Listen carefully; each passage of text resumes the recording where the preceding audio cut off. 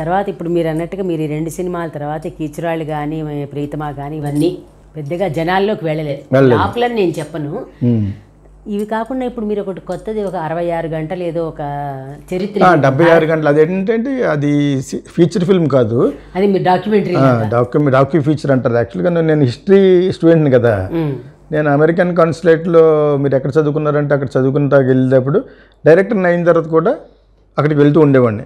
అక్కడ తెలుగు అన్ని భాషలకి ఒక్కొక్క ఎడిటర్ ఉంటాడు అమెరికన్ కాన్సులేట్లో.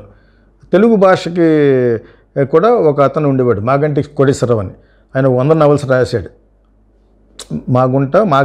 మాగంటి కోటేశ్వరరావు గారు. ఆయన నాకు అక్కడికి పరిచయం అయ్యారు. తర్వాత ఆయన్ని కూడా నేను రైటర్గా పరిచయం చేశాను. కీచురాళ్ళకి ఆయనే రైటరు. ఓకే, తర్వాత ఆయన జాబ్ ఆయనకు ఉంది కాబట్టి వెళ్ళిపోయారు, కానీ నాకు సినిమా ఫీల్డ్ ఉండలేదు. బట్ మంచి రైటర్ ఆయన. యాక్చువల్గా కోకిల్లో ఎల్బి శ్రీరాము, తర్వాత ఆయన్ని ప్రియతమలో రాజా రామ్మోహన్ రావు అని హైదరాబాద్లో ఉంటారు, ఆయనకి ఇంట్రడ్యూస్ చేశాను. ఆయన రైల్వేస్లో ఉంటారు ఆయన. సో అంటే వాళ్ళందరికీ సినిమా అనేది పెద్ద కాదు, కానీ నేను అడిగటం వల్ల చేశారు యాక్చువల్గాను. సో అదేవిధంగా అమెరికన్ లైబ్రరీలో నేను ఒకసారి వెళ్ళినప్పుడు మా ప్రొఫెసర్ డాక్టర్ నిర్మల్ అని మెడ్రాస్ క్రిస్టియన్ కాలేజీలో ఉన్న ప్రొఫెసర్ నన్ను కలిశారు. కలిస్తే నువ్వు డైరెక్ట్ అయ్యని విన్నాను, do something to the country అన్నారు. నేను ఇంకా కొంచెం నిలదొక్కున్న తర్వాత చేస్తానండి, do something for the India అనే ఒక మాట అన్నాడు కదా, అది మనసులో పెట్టుకుని my country India time capsule అంటే టైం ఒక క్యాప్సుల్ లాగా అనమాట. మన హిస్టరీ అంటే అందులో పెట్టాలి. ఇండస్ వ్యాలీ టు ఇందిరాగాంధీ అని ఒక అతను పుస్తకం రాశారు. సినిమా వచ్చింది, డాక్యుమెంటరీ వచ్చింది, కృష్ణస్వామి అయ్యర్ ఎవరో తీశారు ఆయన. ప్రొఫెసర్ కృష్ణస్వామి అన్న ఆయన సినిమా కదండి, పుస్తకం రాశారు. డాక్యుమెంటరీ తీసిన ఆయన శ్యామ్ బెనిగల్. అది వచ్చి డిస్కవరీ ఆఫ్ ఇండియా అని తీశారు.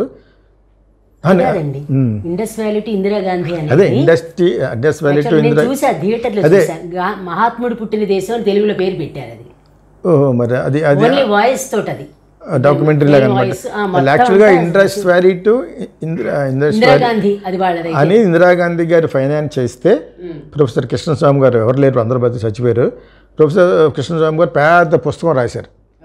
దాన్ని ఢిల్లీలో భూగర్భంలో కప్పెడతారు, సమాధి చేస్తారు. దాన్ని ఏమంటారు, క్యాప్సుల్. ఈ తరం అంతమైపోతే నెక్స్ట్ మళ్ళీ పుడితే ఆ హిస్టరీ అలా బయటపడద్దని, that is called capsule, time capsule.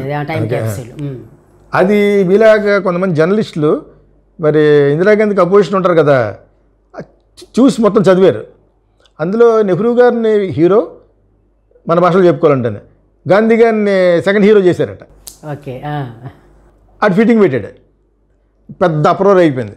Indira Gandhi finance చేస్తుంది కాబట్టి నెహ్రూ గారిని చేసింది మళ్ళీ రీరైట్ చేశారు. చేసి కరెక్షన్ చేసి చాలా కష్టం మీద పార్లమెంట్లో పాస్ చేసి అప్పుడు దాన్ని టైం క్యాప్సూల్ కింద కప్పెట్టారు. ఆ తరం అయిపోయింది. అది పుస్తకంలో కదా, మనం ఏంటంటే విజువల్ రూపంలో డాక్యుమెంటరీలాగా తీసి ఏ స్టేట్కి ఆ స్టేట్ 2.5 గంటల సినిమా ఇంక్లూడింగ్ యూనియన్ టెరిటరీస్ మీద తీయాలని నా అభిలాష. డాక్యూ ఫీచర్, వాళ్ళ కల్చరు, వాళ్ళ ఫెస్టివల్స్, అసలు ఎప్పుడు పుట్టింది. ఆంధ్రప్రదేశ్ అనుకోండి 1956 నుంచి ఇప్పటి వరకు తెలంగాణ విడిపోయే వరకు, తర్వాత తెలంగాణ కొత్త రాష్ట్రం, హర్యానా కొత్త రాష్ట్రం, అలాగనమాట జార్ఖండ్. చాలా డిఫరెంట్ స్టేట్ల మీద 2.5 hours ఫిల్మ్ తీసి, ఇండియా మీద 4 hours ఫిల్మ్ తీసి, టోటల్గా ఒక మంచి ప్యాకేజ్ కింద యాక్చువల్గా 150 crores ప్రాజెక్ట్ అది. సో దాన్ని చేయాలంటే అన్ని గవర్నమెంట్లు సహాయపడాలి, ప్లస్ ప్రైమ్ మినిస్టర్ ఆఫ్ డబ్బులు అవసరం లేదు, వాళ్ళు they should give us a push. ఎందుకంటే స్పాన్సర్లు నాకు వేరే వస్తారు, I mean ad film maker కాబట్టి నేను స్పాన్సర్షిప్ తెచ్చుకుంటాను. కానీ గవర్నమెంట్కి తెలిసి చేయాలన్నమాట. గవర్నమెంట్ తెలిసి చేస్తే, ఇప్పుడు prime minister of India Modi గారు ఉన్నారనుకోండి, ఆయన ఓకే అంటే, ఆయన ఓకే అని ఇలా చేయి బాగుంటుంది అని అంటే మనకి చేయూతుంటుంది అనమాట. అన్ని స్టేట్లో మనకి సమాచారం కూడా వాళ్ళ దగ్గర నుంచి రావాలి కదా, అది యూ కెన్ బై. అక్కడ ఆల్రెడీ మనకి విజువల్స్ ఉన్నాయి, ఒక కంపెనీ ఉందన్నమాట, అక్కడ కొనుక్కోవాలి. 4-5 కోట్ల రూపాయలు ఖర్చు పెడితే అవన్నీ వస్తాయి. అది ఎక్కడ బ్రిటిష్ ఓల్డ్ కాలంలో కూడా వాళ్ళ దగ్గర ఉంటాయి, ఈ విజువల్స్ ఉంటాయి. యాక్చువల్గా వాళ్ళు అందులో ఇండస్ వ్యాలీ టు ఇందిరాగాంధీలో అలాగే తీశారు. అట్లా అలాగే తీయరు, మీకు అలాగే టైం మిషన్ వెనకెళ్దు కదా. అది 1.5 hour 2 hours ఉంది. అది ఎవరో అలా కంపేర్ చేసి ఉంటారు. పేరు కృష్ణస్వామి అయ్యర్ పేరు పడింది. అది కృష్ణస్వామి అయ్యర్ కదండి, కృష్ణస్వామి, ప్రొఫెసర్ కృష్ణస్వామినా, ప్రొఫెసర్ అయ్యర్ అని కూడా అయ్యర్ పొరపాటు పడచ్చు. అయ్యర్ ప్రొఫెసర్ కృష్ణస్వామి అయ్యర్ ఉందేమో ఒకేలా. ఆయన ప్రొఫెసర్, ఆయన శిష్యుడు కృష్ణస్వామి దగ్గర నేను శిష్యర్గం చేశాను.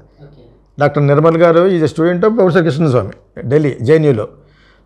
యాక్చువల్గా రోమిలా థాపర్ అని ఆవిడ ఇండియన్ హిస్టరీ రాసింది. సో అది కూడా చదివాను నేను. ఐ మీన్ హిస్టరీ స్టూడెంట్ కదా, I done Russian history, American history చదివాను, ఇండియన్ హిస్టరీ చదివాను. ఆబ్వియస్లీ ఐ మీన్ ఇండియన్ కాబట్టి. ఇది ఆయన మా ప్రొఫెసర్ అడిగారు కాబట్టి ఏదో ఒకటి చేయాలని చేద్దామని చెప్పి, ఏదో ఒకటి కానీ కాదు, దేశానికి డెఫినెట్గా చాలా ఉపయోగపడుతుంది. అది is going to be masterpiece. అది చేయడానికి నాకు ఈ సినిమాలు చేస్తున్నప్పుడు దీనికి అంతరాయం కలుగుతుంది. కొంతసేపు ఢిల్లీలో దీనికోసం 2 సంవత్సరాలు ఆఫీస్ ఓపెన్ చేశాను, గెస్ట్ హౌస్ ఓపెన్ చేశాను కొనట్ ప్లేస్లో. బట్ ఇంకా అవన్నీ మీకు ఏం తెలియదు. ఢిల్లీ వెళ్తే you should be able to do diplomatic job and lobbying చేయాలి. ఇంకా దాంతో మన క్రియేటివిటీ చచ్చిపోతుంది. మీరు ఇందాక నిజాయితీ పరులు ఉన్నారా అని అన్నారు మీరు. ఆ నిజాయితీ పరులలాగా నేనే వెళ్తే ఢిల్లీలో అలా కూర్చుని ఉంటాను అంతే. నేను జరగదు. ఉన్నారు నిజాయితీ పరులు, ఎందుకు లేరు? వర్క్ జరగదు, వేస్ట్, ఎక్కడ కొట్టుకుంటూ ఉంటారు అనమాట ఇంట్లో. అంచేత అది దానికి ఎంతకంటే నేను బెస్ట్ ఎగ్జాంపుల్ నేను చెప్పలేను. అందరూ పాప చాలామంది ఉంటారు, ఇంకా పాలసీగా ఫిలాసఫీ ఉన్న వాళ్ళు చాలామంది ఉంటారు. I have to be very correct person, right use person అని ఉంటారు. It will not, things won't happen, జరగదు యాక్చువల్గా. As you grow little old ఇంకా కొన్ని రకరకాల వైరాగ్యాలు వస్తూ ఉంటాయి. యాక్చువల్లీ ఇప్పుడు అవి ఏమి కాదు.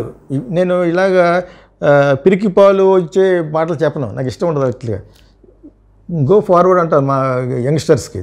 You have to do it. ప్రయత్నించడం అనేది మన ధర్మం. చేసి you have to go ahead. ఇప్పుడు అంత మనం చెప్పాలంటే వాళ్ళే చేస్తున్నారు యాక్చువల్గాను. కొంచెం సెన్సిబుల్, డ్రగ్స్ కొంచెం దూరంగా ఉంటాయి. లేకపోతే డ్రగ్స్ మత్తులో పడిపోయి వాళ్ళు చేయాలనుకున్న ఇప్పుడు డ్రగ్స్ తాగేవాడు ప్రతి ఒక్కటి తెలివి తక్కువడు కాదు, తెలివైన వాడు చేస్తున్నాడు, తెలివైన చేస్తారు. అందుకనే మరి వాళ్ళ యొక్క ధ్యేయం మర్చిపోతున్నారు, otherwise because they are very very talented. ఇప్పుడున్న జనరేషను చాలా talented boys and girls. And we will have to ఇటువంటి ఇంటర్వ్యూలు వాళ్ళకి స్ఫూర్తి ఇవ్వాలని నేను అనుకుంటాను. కేవలం ఏదో మాట్లాడేసి సోడబ్బాలు కొట్టేసుకుని ఎంతకాలం చూస్తారో, అందులో మనల్ని గుర్తించడానికే వాళ్ళకి టైం పడుతుంది.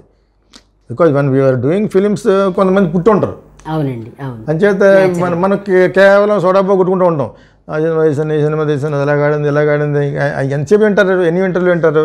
So I always feel like telling them something, go head, you can do it అని. నాకు చాలా రెస్పాన్స్ కూడా చాలా బాగుంటుంది. నైట్ టైం నాకు ఎక్కడొక్కడ ఫోన్ నెంబర్ కనుక్కొని ఫోన్ చేస్తూ ఉంటారు.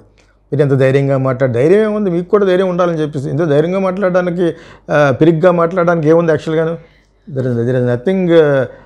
ఏదో రహస్యం అంటారు, ఏం ఉండవు. It's all known facts. కానీ చాలా కంపోజ్గా మాట్లాడుతూ ఉంటారు ఇంటర్వ్యూలో. లిప్స్టిక్ రాసిన మాట్లాడుతున్నాడు, ఆవిడ మాట్లాడుతూ ఉంటుంది.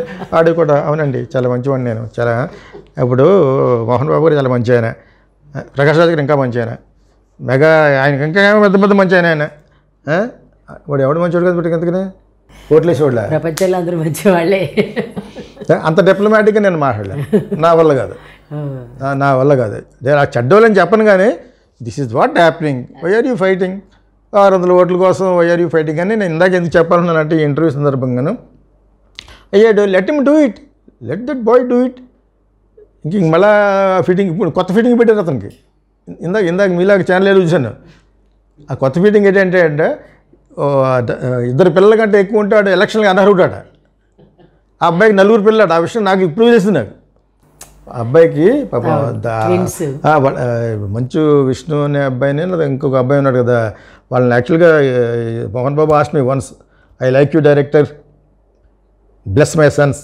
ఎవరంటారు ఇప్పుడు మీకున్న అని అంటారు కదా ఒక సీనియర్గాను, నువ్వు you are a very good technician, నా కొడుకులను దీవించన్నాడు ఆయన యాక్చువల్గానే. అయినా కూడా నేను మాట్లాడేది ఎందుకు మాట్లాడుతున్నానంటే that is different and this is different. వాస్తవం అదే యాక్చువల్గా. బట్ అబ్బాయిని అయిన తర్వాత let him, give him a chance. ఈలోగా అతనికి రకరకాల ఫిట్టింగ్లు పెట్టేసి చేయలేకుండా ఎందుకు చేయడం అని నా ఉద్దేశం. ఇప్పుడు మళ్ళీ ఇది కొత్తగా పెట్టారు, ఎవడో వెతికట్టు పోతున్నాను. ఇది 4 పిల్లలు, 3 పాపలట, ఒక అబ్బాయి. అది అవసరం అప్పుడు? అది ఎవరి ఇష్టం. చిన్న ఎలక్షన్ లేదు యాక్చువల్గాను. అతను ఏదో విధంగా డిస్క్వాలిఫై చేయడానికి people are trying, which is not correct. హెల్దీగా ఉండాలి. అతను ఈ set I'm going to do it.